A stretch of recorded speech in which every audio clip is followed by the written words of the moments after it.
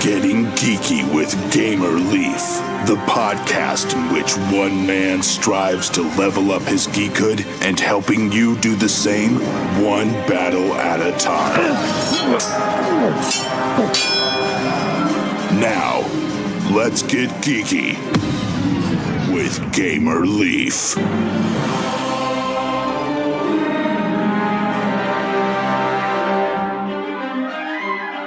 Welcome to Getting Geeky with Game Relief. Tonight we have a special treat for you. You probably heard of Anachrony and Tricarion as well as Kenshin Rush. Tricarion just barely had a pretty successful Kickstarter. I want to say somewhere around 7,000 backers or so, and just finished up this last month. So talking to those games, something they all have in common is the designer who we're lucky enough to have on the podcast tonight is David, who's also got another game going on Kickstarter called Pocket Dragon, a game and a wedding. And tonight we have the mastermind behind this great game, one of them at least. David, thanks for joining us on Getting Geeky with Game Relief. We really appreciate it, David. Thank you very much. It's nice to be here and talking to you. Yeah, no problem. So is that right? You're just one of the masterminds behind this Pocket Dragon game? Well, Pocket Dragon, I co-designed with my fiancée because the story here is that we're getting married next month, and being crazy gamer geeks, we decided to celebrate it by making a game that we can gift to our wedding attendees. But I wanted them to make the game, professionally with real art and good quality cards and everything, and of course that costs money. So the idea was that once the game is ready, then we can share it with the outside world, and anybody can chip in £10 and get a copy of the game itself. So that's what the Kickstarter campaign is doing right now, and it's mostly going by the generous help and contribution of all my other publishers who are basically advertising it for me and giving me promos to give away, so that people can help and support the Pocket Dragon game and thus my wedding. Well, there you go. Congratulations, by the way. Thank you very much. Well, awesome. So before we get into talking about that game and everything going on, let's rewind a little bit if we could. We don't have to go back too terribly far, of course, unless you were born into the tabletop board game world. But how did you get started into playing tabletop board games, David? How did I start playing? I think during university, my favorite TV series was Battlestar Galactica, and we were relatively frequently killing boring nights by playing such fantastic staples as Munchkin or Bang, games that heavy gamers today would not bat an eye on. But it all changed when a friend of mine gifted me a copy of Battlestar Galactica, saying, "Hey, you like the TV series, you might like this." And then for the next 2 years, we pretty much played Battlestar Galactica every second week.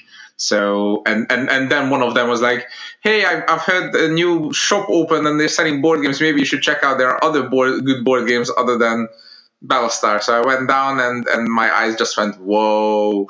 And then from then on, it was all down a rabbit hole. So after 2 years, did they get tired of playing that game with you? So they made you get some new games, I guess? Well, to be honest, at the time, they didn't really know that there were other games because all they saw was Battlestar was better than Munchkin. So when given the choice of those two, we always picked Battlestar. But then, during, I think it was 2012, I started getting more and more games. And then in 2013, I moved to the UK, where I got access to more funds. So I started buying even more games, and then I went to my first Essen Spiel, the big board game convention in Germany. And after that, my collection exploded, and so did my taste. And meanwhile, even back in the Battlestar Galactica days, a friend of mine, probably he was starting to get bored of Battlestar or something, came back from a summer vacation saying, "Hey guys, I think I designed the game." And we all jumped in to help him play test it, and then I started contributing more and more ideas. So we ended up co-designing it, and that's the game that many years later ended up being published as Redacted, which is my first published game. Okay, that's awesome. So kind of a full circle, awesome, from just playing the one game to designing games or whatnot. So a question I like to ask people that come on the show is, besides any of your games, because if I let you pick your own games, my audience may not like that, even though you got some great games. But besides your games, what do you have a current favorite game, David? Oh, that I would never pick my own games. I play my own games during playtesting far too many times. I would never willingly pick them on the gaming evening. My absolute favorite and absolute most played game is a 2-player, somewhat abstract game called Tashkalar from Vlaada Chvátil. I must have played it upwards of 200 times. And last year I got the huge privilege that Vlaada himself authorized and worked with me to make an expansion for that game. So that was like a dream come true to me. I would advise anybody who hasn't heard of it to check it out, because it looks scary and it looks abstract, but in fact it's the greatest thing I've ever played. To more on the multiplayer front, on the more easily accessible games, I would normally pick either Roll for the Galaxy or Glory to Rome as my I would never say no to kind of game.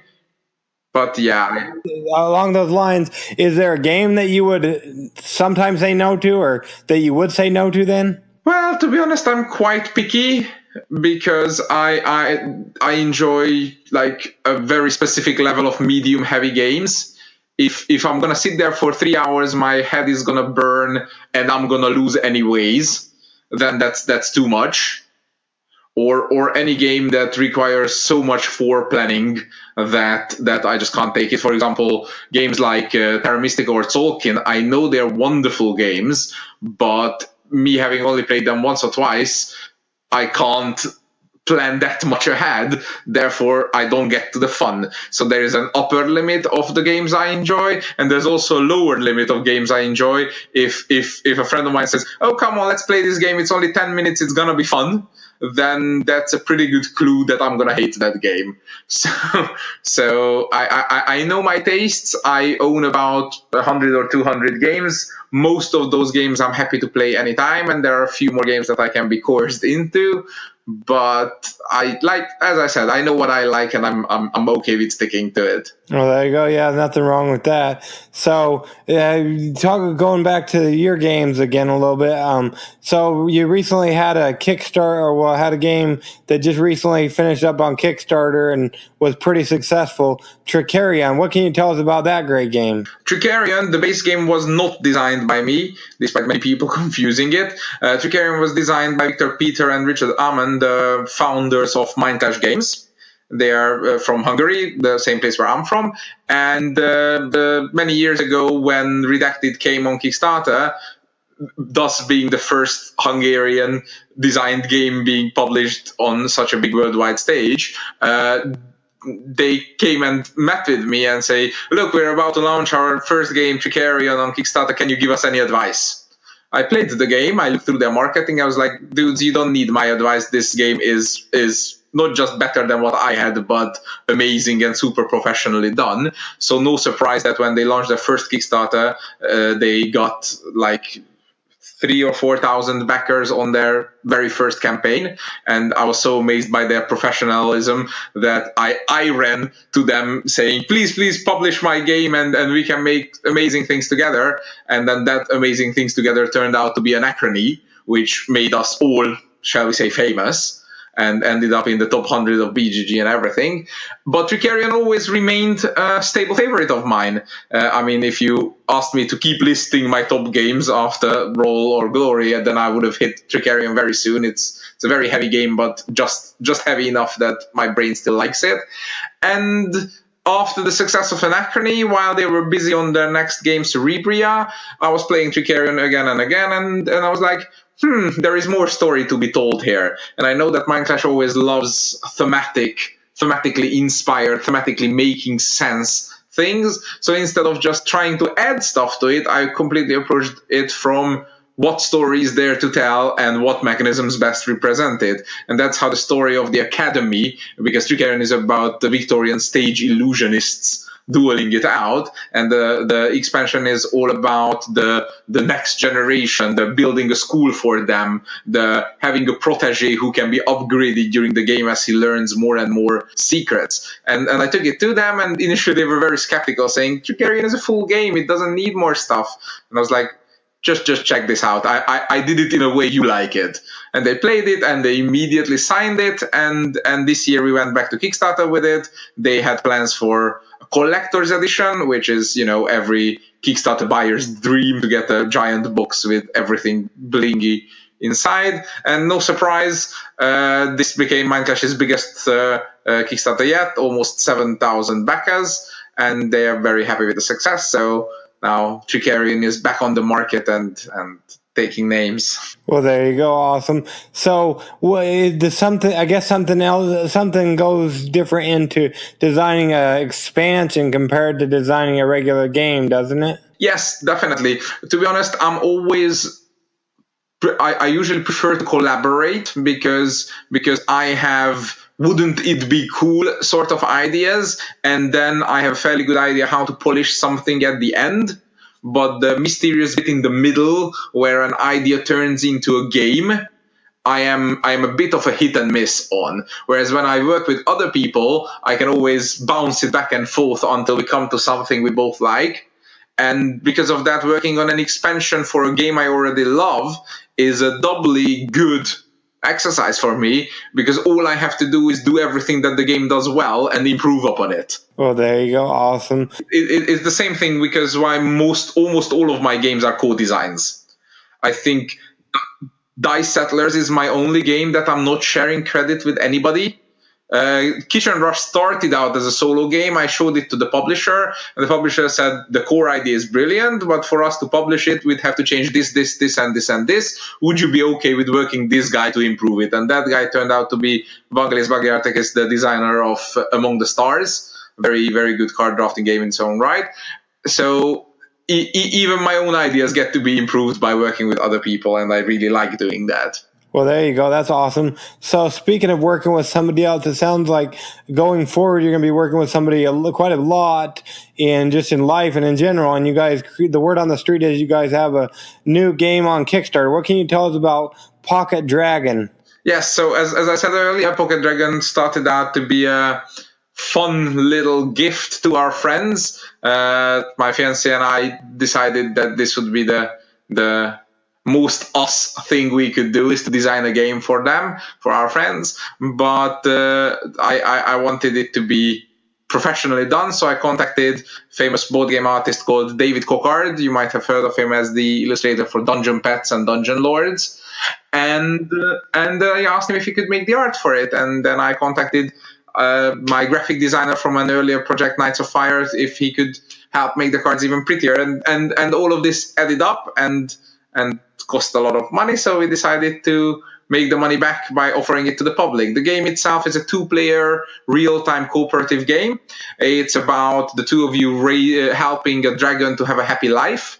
It was inspired by Tamagotchis, if you know what that is, and it's a real-time memory set collection game. So the way it works is that each of you have 3 cards in your hand facing the other guy. This is what everybody calls Hanabi style, but the game is nothing like Hanabi. And each of those cards have 3 icons on them. So for example, it's skills, it's endurance, attention, charm, things like that. And there's 20 cards on the table face down. And it's in real time, so you have 5 minutes to do it. And you take a turn, the other guy takes a turn, you take a turn, the other guy takes a turn. And on your turn, you can either look at 2 face-down cards, and you can't tell the other what those cards are, or you can ask for a clue about one of your cards, like which of my cards have a yellow icon, or name one more icon on this card. And then you can eventually play a card from your hand, and when you play a card from your hand, that's the first time you see it, you have to flip cards from the table matching the icons of that. And if you make mistakes, then the dragon becomes unhappy. But if you don't make mistakes, then the card is a success. And you win if in 5 minutes on easy you can do 3 of these cards. On hard, you have to do 7 of these cards in 7 minutes. Besides that, the cards, the face down cards on the table also have different foods on it. The favorite foods of the dragon, obviously inspired by our favorite foods, and you can collect those food to feed the dragon every 2 or 3 minutes, because if you don't feed the dragon, then he starves and you lose. But if you overfeed the dragon, then he becomes very happy, and that raises your points. So that's the theme and the concept in a nutshell. It, as I said, plays in 5 to 7 minutes. It's very fast, it's very fun. Anybody who liked Kitchen Rush for its frantic, crazy, cooperative, coordinative approach will probably love this also. It's very easy to get to, but my friends told me that it requires a lot of practice not to just lose. So I find that a good balance in a cooperative game. Well, there you go. Awesome.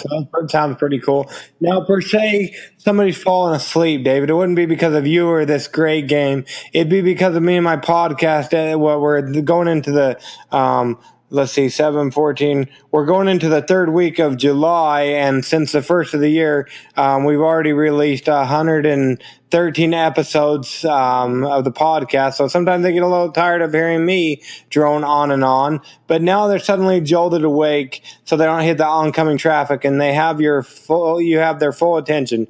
Why should they go ahead and take a chance on Pocket Dragon, especially with all the other great games that are out there on the Kickstarters currently? Well, two reasons. Hopefully, at least one of my existing games have already appealed to them: Anachrony, Kitchen Rush, Dice Settlers, Petrichor, Days of Fire, Nights of Fire, Redacted, and thus they might trust me enough when I say that this is fun, and for $13 it's not a huge risk to try out.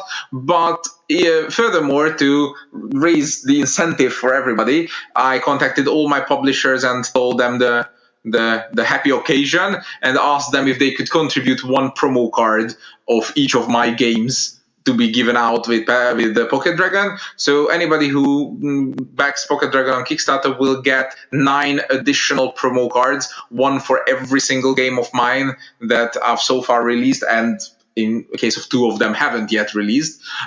So, we try to make it a good deal, a fun deal.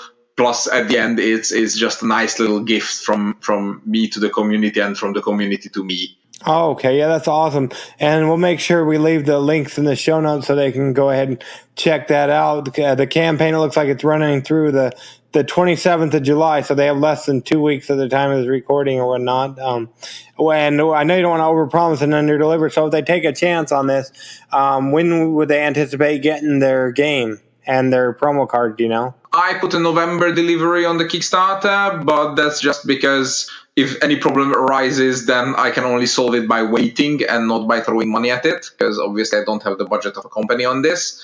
Realistically, I'm hoping that it will be ready well before Essen, but we'll see.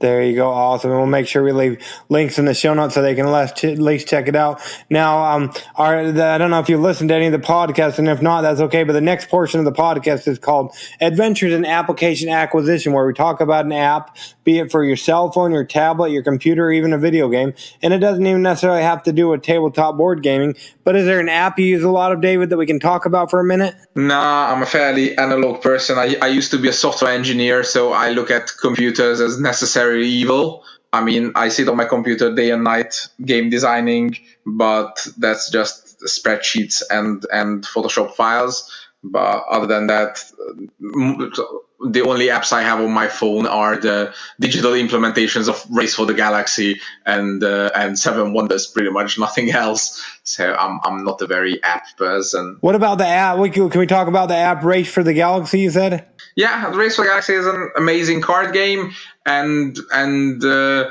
problem with it that teaching it is a pain, and setting it up is almost as long as playing it.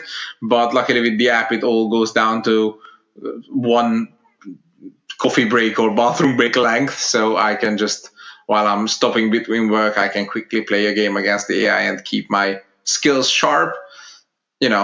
I'm such a crazy board gamer that even my digital games have to be board games. So if you own the rights to Race for the Galaxy, what would be one thing you would do to fix it or make it better, David? Just please add all the expansions and then make one for Roll for the Galaxy, because it's even better than Race for the Galaxy.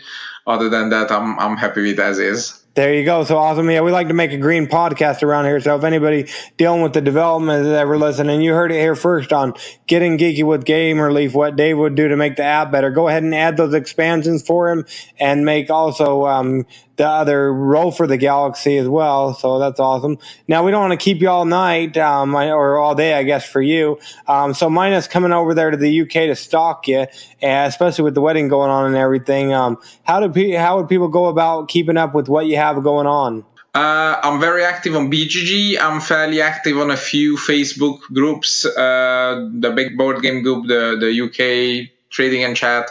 So there are plenty of places you can tag me and reach me. Other than that, the easiest one is just to back Pocket Dragon, because I'll probably treat it as my private channel to the community. And yeah, just look out on BGG. You can, follow people there. You can follow people's games there, and I'll always post about anything exciting going on. Right now, other than the things already in the pipeline, Dice Settlers coming out in 2 months, Knights of Fire coming out early next year. The big things coming up for me will be Perseverance from Mind Clash. This is our big follow-up since Anachrony, so the expectations are extremely high. It's a dice drafting game with dinosaurs and the thematic campaign mode, but not legacy, nothing gets torn. So that's coming in the winter for Kickstarter.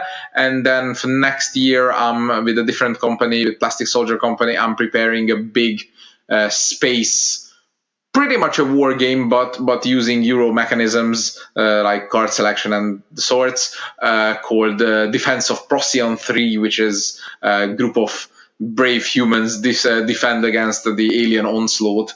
Very exciting and very different from what I normally do, but I hope people will love it. Yeah, just keep an eye out on these, and you'll see what I have in store. Okay, awesome. And like I said, we'll leave links in the show notes, but we really appreciate you coming on Getting Geeky with Game Relief to talk all about Pocket Dragon and the other things you've done. Yeah, we really appreciate it, and good luck and congratulations on the wedding once again.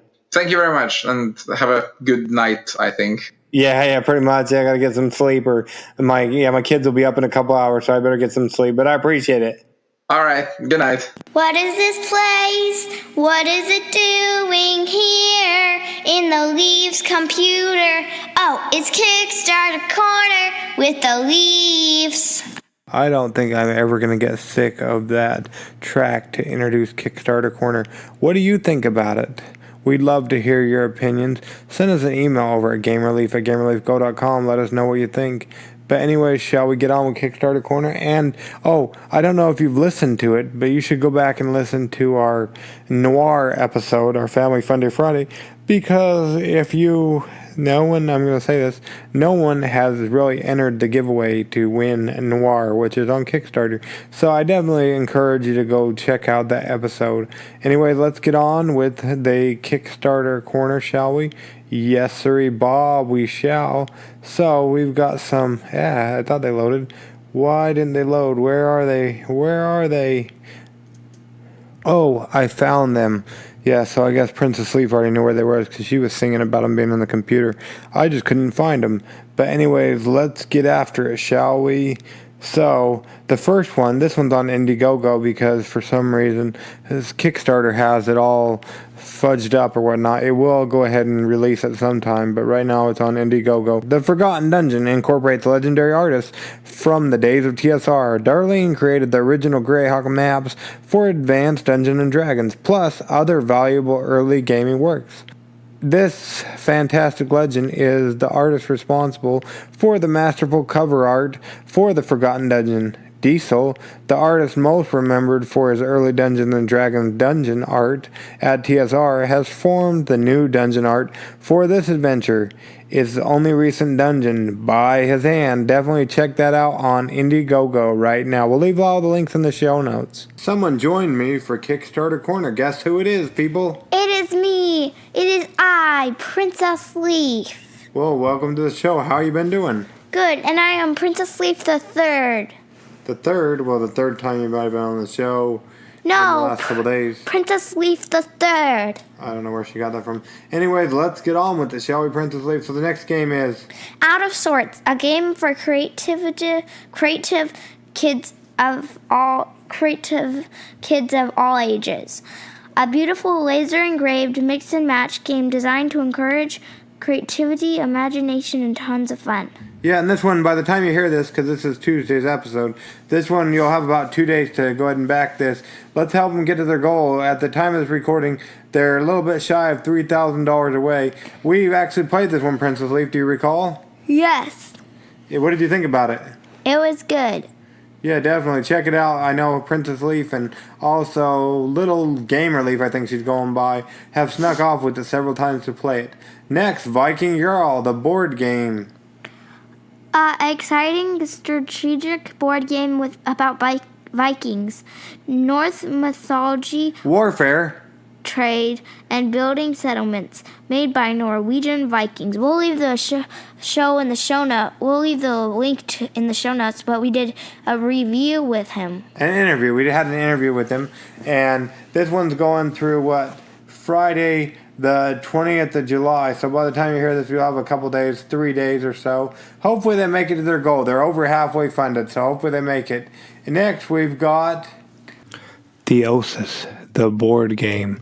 Yeah, we actually had the creator of this great game, or the creator on the podcast yesterday. So if you missed that, go back and listen. But Theosis is a worker placement and tactical combat miniature board game that emphasizes fun gameplay and fast action. They've reached their goal and there's still 7 days to go. Well, I guess by the time you hear this, about 5 days to go. They're ending next Tuesday, the 24th of July. So definitely, well, it'll be 6-5, somewhere around there. So definitely go ahead and jump on this. They have funded and there's still a little bit of time left. Go back and listen to my interview that I had with the creator of it. Anyways, our next game is Casual Game Insider, also known as CGI for short.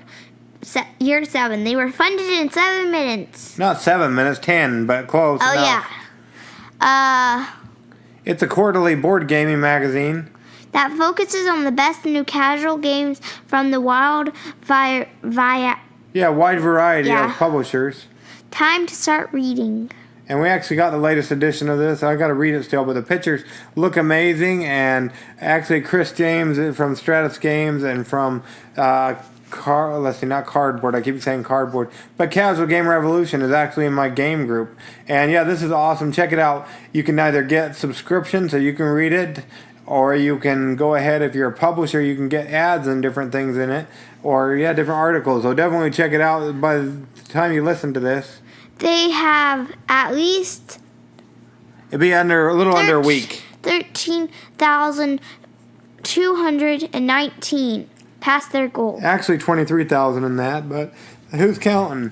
But anyways, they're going through next Tuesday, the 24th of July, so about a week or so. So definitely check out Casual Game Insider, or CGI as we like to call it, year number 7 on the Kickstarter. Next, let's see what else we have, Princess Leaf. Next, are you going to be in Atlantic, New Jersey. Yeah, Atlantic City.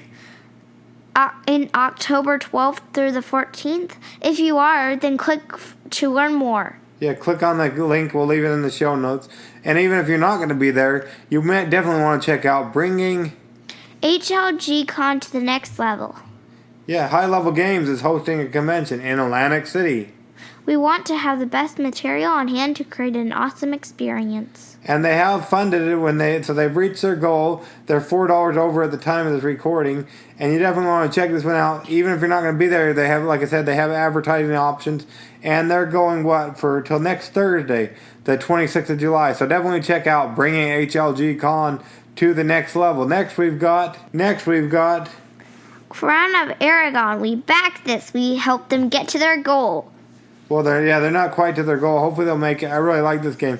Me and Barbarian Leaf, as well as me and Wizard Leaf, played this game. It's a 2-player card game of medieval intrigue and conquest that can be played in 15 minutes. Seize the crown. They're going through Next Friday. Yeah, Friday the 27th of July. So definitely check out Crown of Aragón. That one's pretty cool. And then what do we got next? We got Asana Kids, yoga and mindfulness game. Asana Kids learn yoga and mindfulness while playing.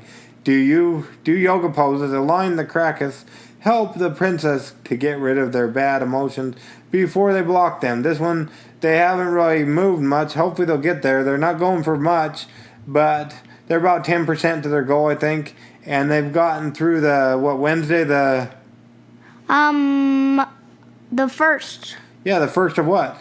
August. Yeah, so definitely check out this one. And then what else do we got? We got a couple others. Princess Leaf, we got a couple others.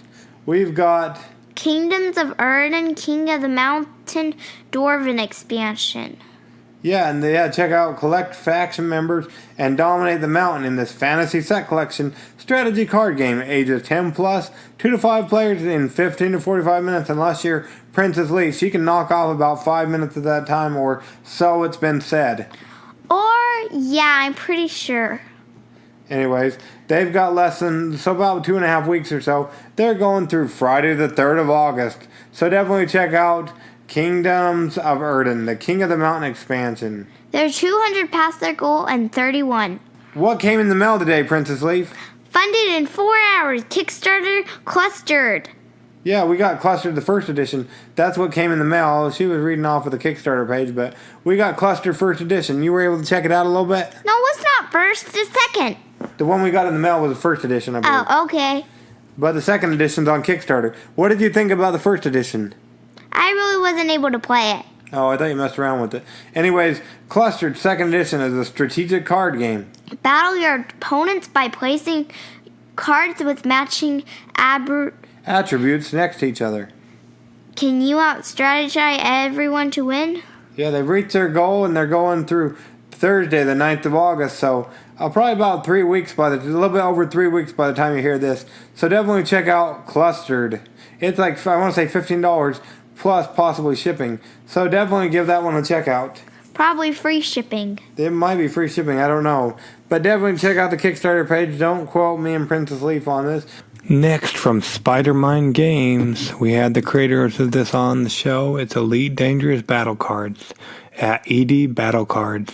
It's a 2-player expandable card game based in the Elite Dangerous Galaxy. They've reached their goal. They've surpassed it. They were going for 22,500 and they're at past 35,500. Definitely check out this one. You got 11 days to go at the time of recording, going through Saturday the 28th of July. So definitely check out Elite Dangerous Battle Cards on Kickstarter. Next is Totally Medieval, the Epic Adventure. If you were a if you were an email subscriber, you would have already probably gotten an email with a special interview without Kickstarter Corner. If not, you'll probably hear these guys next week. The creator, Zach. But anyways, Totally Medieval, the Epic Adventure. It's an alliance of war. Are you wanting alliance or war? I mean, compete or cooperate in the mythic world of Totally Medieval. But be wary and trust no one, because even the game. Yeah, so they're going through the 24th of August. So yeah, definitely check it out. It was a pretty cool interview. If you haven't heard it, go and listen to it. Or if you want, you can email me. And if you subscribe and you email me if you didn't get it, I can go ahead and send you a copy to the link. Anyways, I definitely check this one out. It's really cool from what I got with our interview we had. Next, we've got Arsenal Transforming Deck Box and Cloth Mat. It's a deck box with room for at least 130 double sleeve magic cards and dice and even a cloth mat. They still got a long time to go. They haven't moved for quite some time. They're going through the 18th of August. I hope they make it. If not, I hope they revamp and relaunch. Well, anyways, you know what time it is. If not, I'm about to tell you. But anyways, it's our least favorite time, your least favorite time. So, we wait for the next episode to be published maybe on Saturday or Friday. If this is a Monday, this is Tuesdays. No, Wednesdays. So, yeah, Tuesday or Wednesday, I don't know, something like that. Wait till Friday. Well, you may not have to wait that long at all, but either way, until we come on next time, make sure you Stay geeky, get geeky, and bring others into the geek fold. Geek people out. Oh, and I'm Gamer Leaf the girl.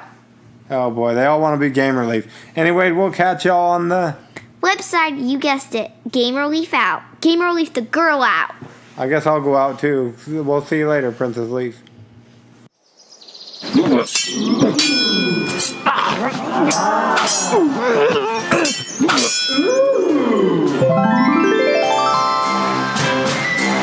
Gamer Leaf levels up.